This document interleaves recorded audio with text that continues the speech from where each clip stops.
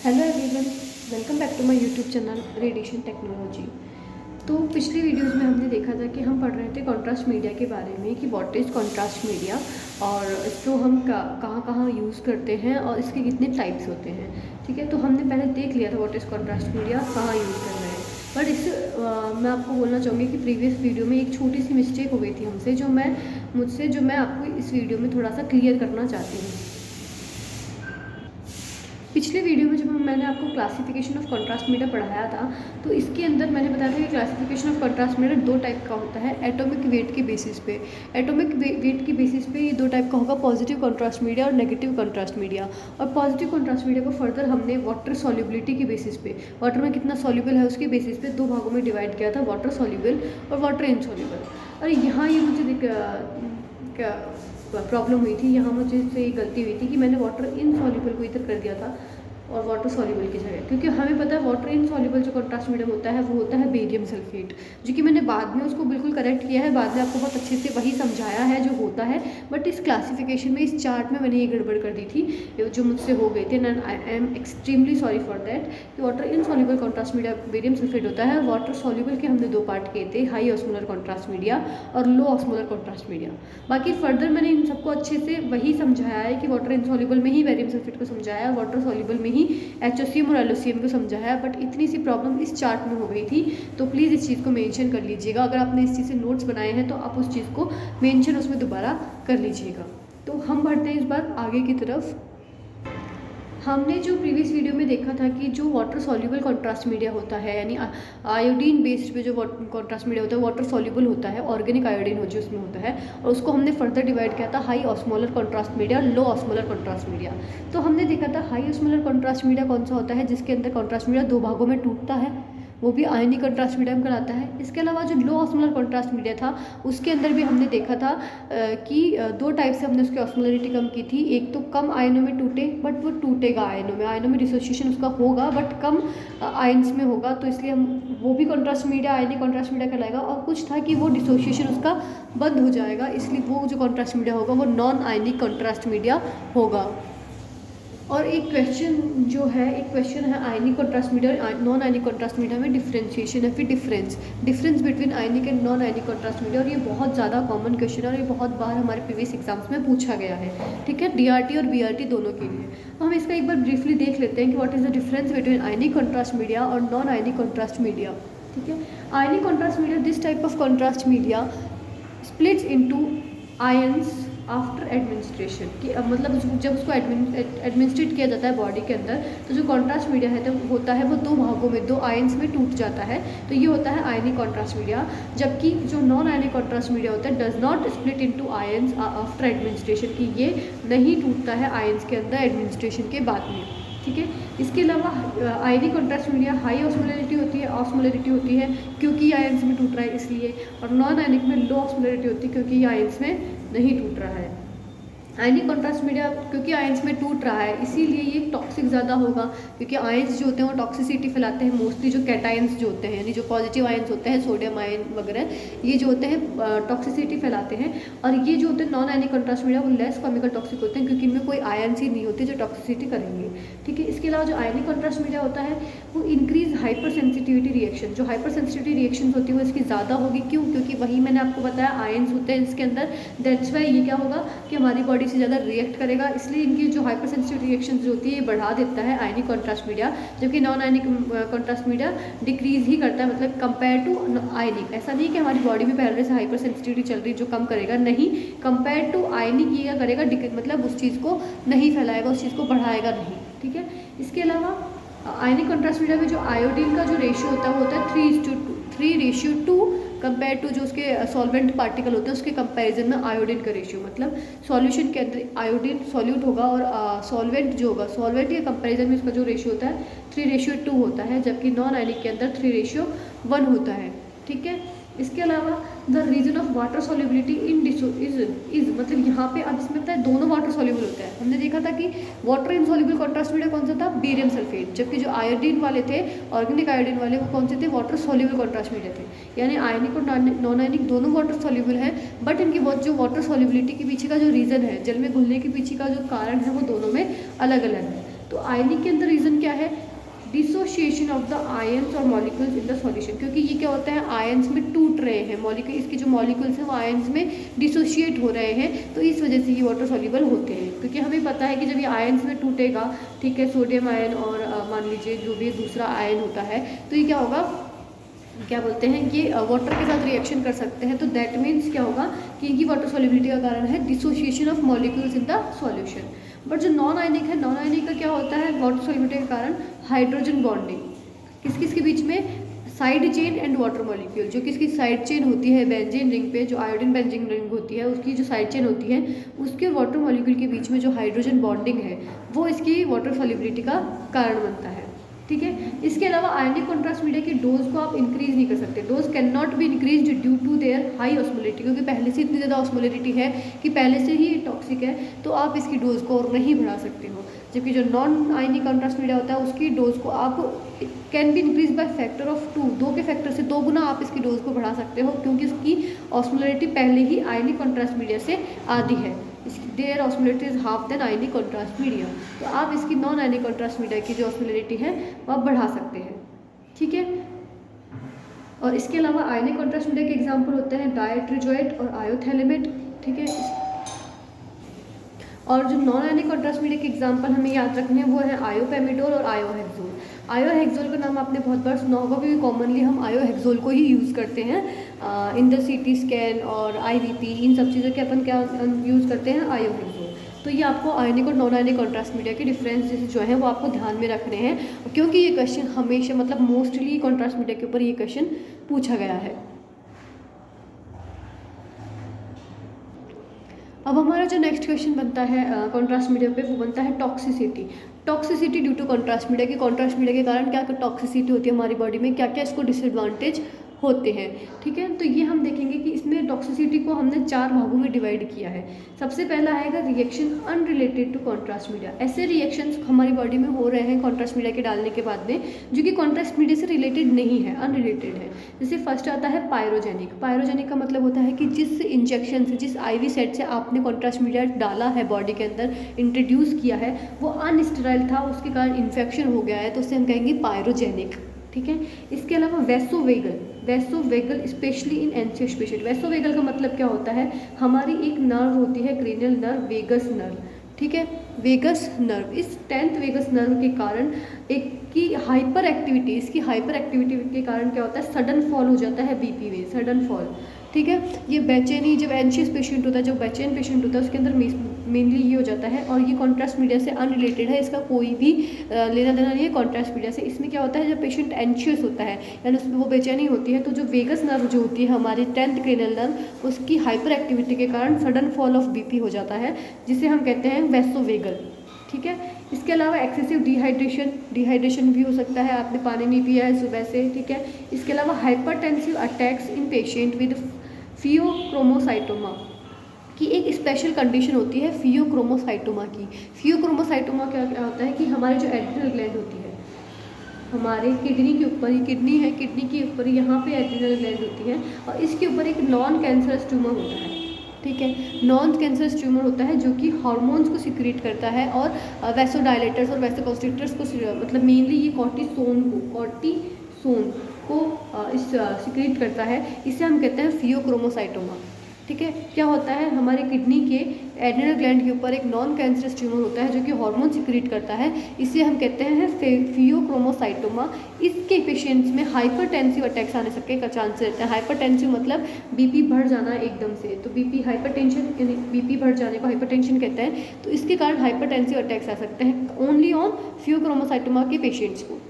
ठीक है, तो ये होते हैं कॉन्ट्रास्ट मीडिया से अनरिलेटेड। ये सब ये जो चारों हैं, जो चारों चीज़ें हैं, कॉन्ट्रास्ट मीडिया से अनरिलेटेड रिएक्शंस हो सकती है। इसके अलावा होता है हाइपर ऑस्मोलरिटी। दूसरा टॉक्सिसिटी क्या होती है, हाइपर ऑस्मोलरिटी। ये किस कारण होती है, due to high osmolarity of contrast media than plasma. Plasma की ऑस्मोलरिटी से ज़्यादा कॉन्ट्रास्ट मीडिया की ऑस्मोलरिटी है, इस कारण ये हाइपर ऑस्मोलरिटी टॉक्सिसिटी हो सकती है। इसके अंदर क्या क्या आता है, इरिथ्रोसाइट डैमेज, ठीक है, वेसोडाइलेशन यानी जो वेसल्स है वो डायलेट ज़्यादा हो जाएंगी। कार्डियोवास्कुलर इफेक्ट्स होते हैं जैसे टैकीकार्डिया वगैरह हो जाता है और वेस्कुलर डैमेज हो सकता है। इसके अलावा वेस्कुलर पेन, जो वेसल्स है हमारे ब्लड वेसल्स में पेन होता है। और थ्रोम्बोसिस, क्योंकि हाई ऑस्मोलिटी है कॉन्ट्रास्ट मीडिया की यानी सॉल्यूट ज़्यादा है, तो कभी कभी क्या होता है थ्रोम्बस के रूप में इकट्ठा हो जाता है हमारी ब्लड वेसल्स के में, तो इसे हम कहते हैं थ्रोम्बोसिस। ठीक है, तो ये होती है हाइपर ऑस्मोलिटी के टॉक्सिसिटी के कुछ एग्जाम्पल्स। फिर होता है थर्ड नंबर पे कीमोटॉक्सिक एक्शंस की। कीमोटॉक्सिक एक्शंस भी होते हैं इसमें कॉन्ट्रास्ट मीडिया के। तो इसके अंदर क्या होगा, this effects are usually due to the cations. मैंने जैसे कि आपको पहले भी बताया था कि जो कॉन्ट्रास्ट मीडिया होता है उसमें जो दो आयंस टूट रहे हैं, कैटायन और एनायन, तो जो बेसिकली टॉक्सिसिटी होती है वो किसके कारण होती है, कैटायंस के कारण, और स्पेशली सोडियम आयन के कारण। और इसीलिए आजकल सोडियम आयन का जो यूज़ हो गया है कॉन्ट्रास्ट मीडिया के अंदर वो हमने कम कर दिया है, और इसकी जगह हम यूज़ करते हैं मैग्लूमीन। क्या यूज़ करते हैं, मैग्लूमीन, जिसका side effect compare to sodium ion थोड़ा सा कम है इसका भी, बट उसका कम है। तो इसमें कीमोटॉक्सिक में क्या क्या आता है, कीमोटॉक्सिक एक्शंस आर सीन इन, ये इफेक्ट्स होते हैं किस किस के अंदर दिखते हैं, न्यूरॉन्स के अंदर हमें दिखेंगे, मायोकार्डियल सेल के अंदर दिखेंगे, कैपिलरी एंडोथेलियम के अंदर दिखेंगे, रेड ब्लड सेल में दिखेंगे और किडनी में दिखेंगे। ठीक है, और मेनली किस में दिखते हैं, किडनी में दिखते हैं, जिनको हम कहते हैं nephrotoxic reactions of contrast media. ठीक है, किडनी के अंदर क्या होता है कि कभी कभी कि सबसे ज़्यादा किडनी के अंदर होता है। ठीक है, क्योंकि किडनी एक एक्सक्रीशन का माध्यम है, तो सबसे ज़्यादा जहाँ कॉन्ट्रास्ट मीडिया होगा वो किडनी होगा कि ज़्यादा देर तक, और वहीं पर ज़्यादा कीमोटॉक्सिसिटी होने के इसके चांसेस होते हैं। नेक्स्ट जो होता है, नेक्स्ट और लास्ट जो इम्यूनोलॉजिकल टॉक्सिसिटी होती है, मतलब उसका मतलब होता है एलर्जी। ठीक है, एलर्जी, हमारी बॉडी उस चीज़ को एक्सेप्ट नहीं कर पा रही है और एक अलग तरीके से रिस्पॉन्स कर रही है, उसे हम कहते हैं एलर्जी। ठीक है, एलर्जी का मतलब यही होता है कि नेगेटिव रिस्पॉन्स है बॉडी का किसी भी चीज़ को लेकर के। ठीक है, तो ये दो टाइप से हो सकती है, एनाफाइलेक्टिक और एनाफाइलेक्टोइड। एनाफाइलेक्टिक और एनाफाइलेक्टोइड। ठीक है, इसके अंदर क्या होता है कि जो एनाफाइलेक्टिक होती है इसमें क्या हो रहा है कि ये तब होती है कि प्रीवियसली सेंसिटाइज्ड इंडिविजुअल, मतलब कोई इंडिविजुअल है, कोई पर्सन है जिसको पहले से सेंसिटिविटी है उस कॉन्ट्रास्ट मीडिया को लेकर के, और तब अगर वो हो रही है रिएक्शन तो उसे बोलते हैं एनाफाइलेक्टिक रिएक्शन। ठीक है, लेकिन एनाफाइलेक्टोइड क्या होती है, जब पहले से उसको कोई सेंसिटिविटी नहीं हो रही है, कोई उसको नहीं पता चल रहा है कि इसको कॉन्ट्रास्ट मीडिया से कोई एलर्जी हो सकती है, बट फिर भी उसको अगर होती है एलर्जी, तो इसे हम कहते हैं एनाफाइलेक्टोइड रिएक्शन। ठीक है, तो इसके अंदर क्या क्या आता है, नोजिया यानी उसको जी खराब होगा उसका, मेटेलिक टेस्ट सेंसेशन, जैसे कि हमारे बुखार में हो जाता है, हमें कुछ स्वाद नहीं आता है, ऐसा कहते हैं ना, पर हमारा कोई स्वाद नहीं आ रहा है, तो metallic taste sensation, burning sensation होने लग जाएंगे उसको, या फिर अर्टिकेरिया। अर्टिकेरिया क्या होता है, स्किन पे रैशेज आते हैं, उसको कहते हैं हम अर्टिकेरिया। ठीक है, तो ये सब चीज़ें क्या होती हैं, ये टॉक्सिसिटी मतलब कॉन्ट्रास्ट मीडिया की टॉक्सिसिटी के 4 टाइप्स हैं, जिसमें हमने क्या देखा था, एक तो अनरिलेटेड होती है, ठीक है, दूसरा होता है हाइपर ऑस्मोलिटी, और तीसरा कीमोटॉक्सिक, और चौथा है एलर्जी या इम्यूनोलॉजिकल। ठीक है, अब हम देखेंगे कि ये जो रिएक्शंस हो रही है उनकी सीवियरिटी कितनी होती है, किस हद तक ये सीवियर हो सकता है। तो हमने सीवियरिटी ऑफ रिएक्शंस के टाइप पर इन रिएक्शंस को 4 टाइप में बांटा है, माइनर, इंटरमीडिएट या फिर मॉडरेट, सीवियर और मोर्टेलिटी। माइनर मतलब 20 में से एक जने को हो रहा है, यानी 5% चांसेस होते हैं इनके। इसके अंदर क्या क्या आता है, नोजिया, वॉमिटिंग, माइल्ड रैश हो जाएगा, लाइट हेडेक, थोड़ा थोड़ा सिर में दर्द, और माइल्ड डिस्पनिया। ठीक है, तो ये सब चीज़ें क्या होती है, ये होती माइनर में, है ना।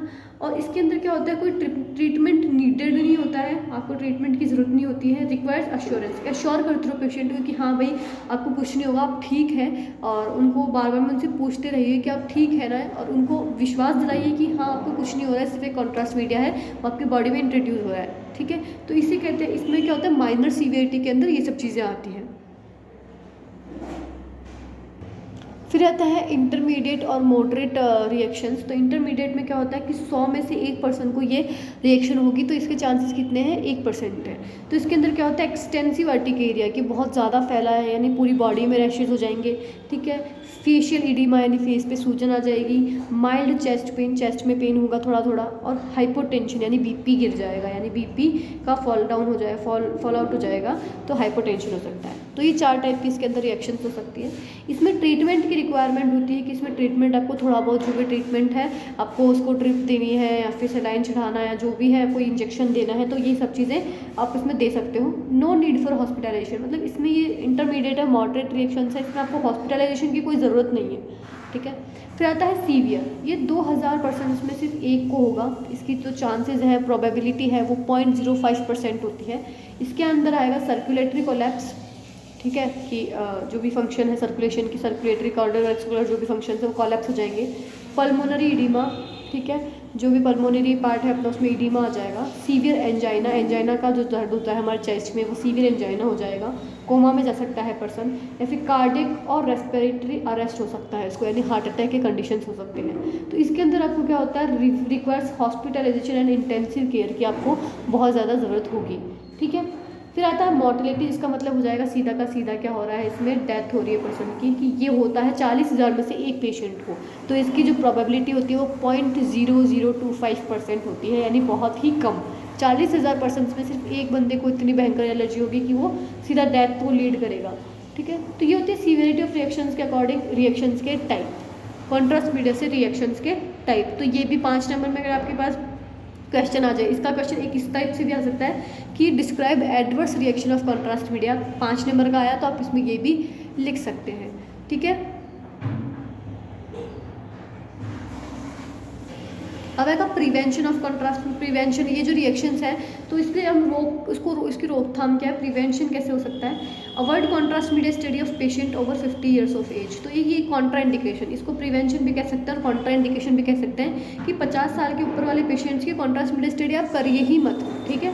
इसके अलावा या फिर उनकी हु हैज़ हिस्ट्री ऑफ, किसकी कोरोनरी आर्टरी डिजीज़ की कोई हिस्ट्री है, या फिर ओबेसिटी बहुत ज़्यादा उनका वेट है, अल्कोहलिक है काफ़ी टाइम से, क्रॉनिक अल्कोहलिक है, ठीक है, और हैवी स्मोकर्स है, काफ़ी टाइम से वो स्मोकिंग कर रहे हैं, और हाइपरटेंसिव है। तो इन लोगों की हमें जो होती है कॉन्ट्रास्ट मीडिया की स्टडी कुछ करिए ही मत, कोई IVP वगैरह कुछ भी नहीं कीजिए जिससे कि आपको ये रिएक्शंस का सामना करना पड़े या फिर पेशेंट्स को रिएक्शंस को झेलना पड़े, ठीक है। इसके अलावा क्या होता है कि डायजेपाम जो एक टाइप का मेडिकेशन होता है, दवाई होती है, should be use to sedate the patient who is anxious, mainly जो कि जिनको बेचैनी ज़्यादा होती है, तो उसको क्या करो आप डायजेपाम दे दो ताकि वो सीडेट हो जाए थोड़ा टाइम के लिए, ठीक है।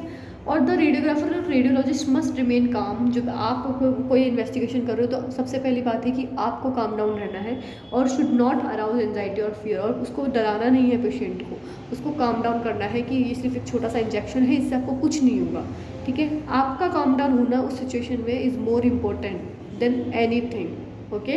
तो ये होता है प्रिवेंशंस।